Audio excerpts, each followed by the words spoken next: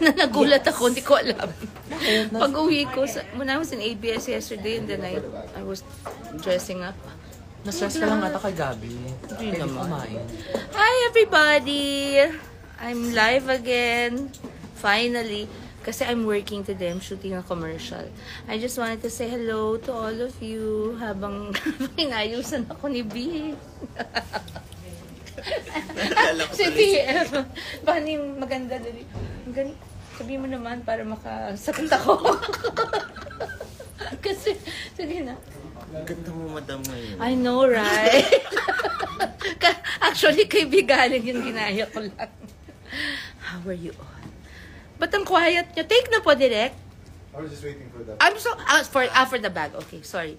Okay, sorry. I'm shooting a commercial, so nahiya ako bigla nag-quiet lahat. Hi, how are all of you? Thank you so much. Hindi makabahas na. So, nandito din ako. Ay, nakita ko. Ito. Live stream, live time, real time. Katabi ko.